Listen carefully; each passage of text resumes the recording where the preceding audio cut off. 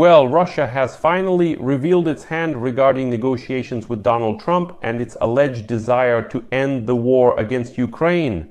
Today, the head of the Russian Foreign Ministry, Sergei Lavrov, made an ultimatum.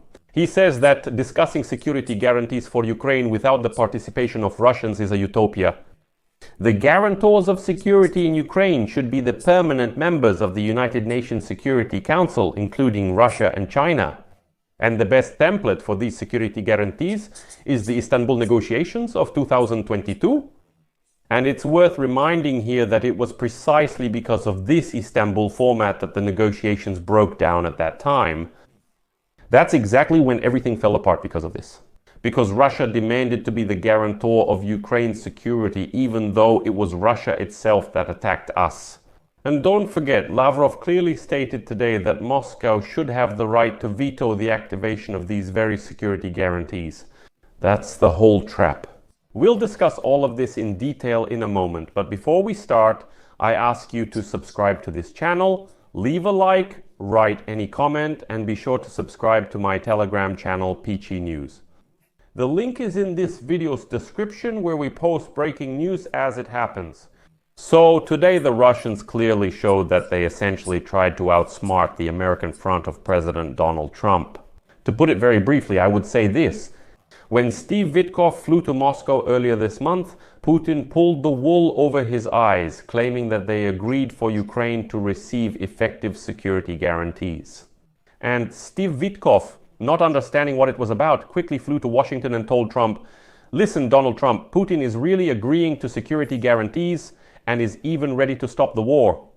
Donald Trump, not grasping the situation, invites Putin to Alaska, then brings Europeans and Zelensky to Washington saying, "Da, Putin's fine with Ukraine getting security guarantees."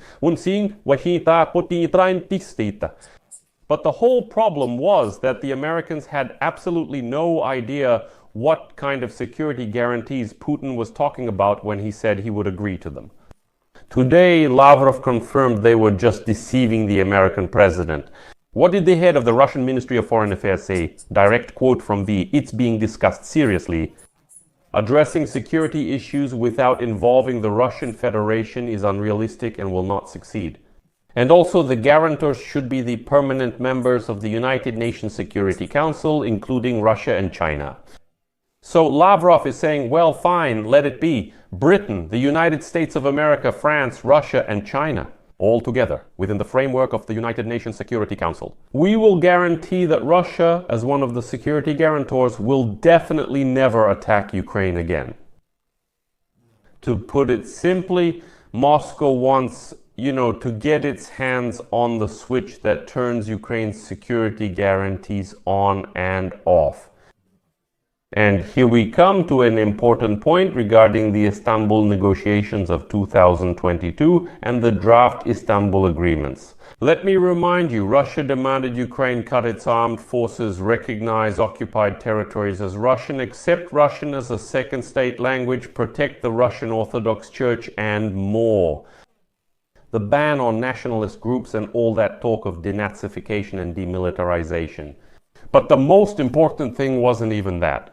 The thing is, in the draft of the Istanbul agreements, Russia demanded that any assistance to Ukraine, any security guarantees for Ukraine in the event of new aggression, could only be provided with the consent of all members of the United Nations Security Council. That is, de facto, Russia is a member of the United Nations Security Council. And Russia demanded that it have the right to veto any military assistance to Ukraine, the provision of security guarantees, and the activation of those security guarantees. And it was exactly this point that stopped any negotiations in 2021.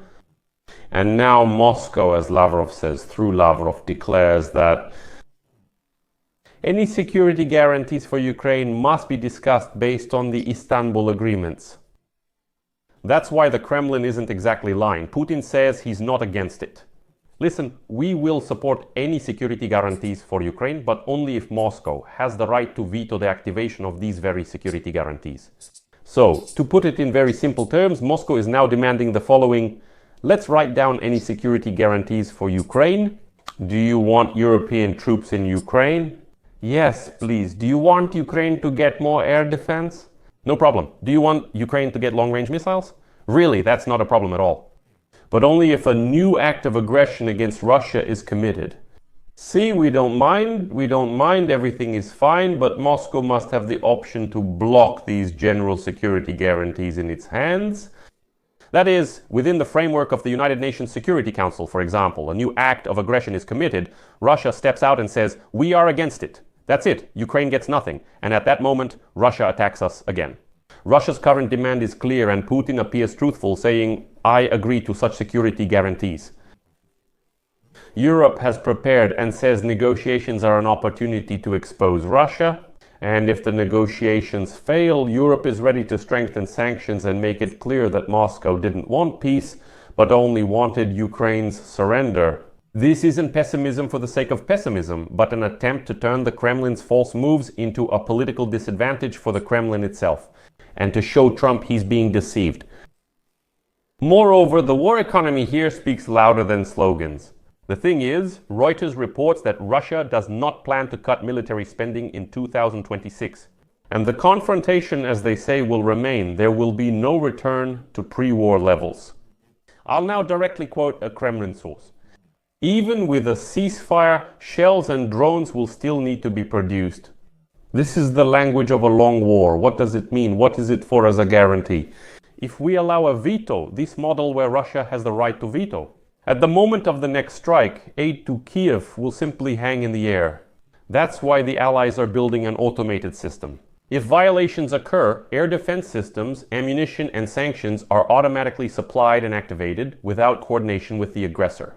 This is very important. This is the main point of this argument. Moscow's parallel maneuver is that Moscow also says that it's not just us, but there's also China, and Moscow demands that China participate in security guarantees. This isn't about China as a guarantor, it's about a Chinese screen, if Beijing is inside the mechanism. Any tough automatic reaction from the West looks like a blow to the guarantor, and that's a convenient political trap. Putin points to China as one of the key potential guarantors. A strike against Russia might be logical, but against China, even indirectly, it doesn't seem so. We know China is helping Russia, but then China feels offended, and Russia tries to include China in these guarantees too. How did the collective West respond? The Europeans say that they are ready to send their peacekeeping forces, national military contingents, and the United States is taking responsibility for air defense and protecting the skies.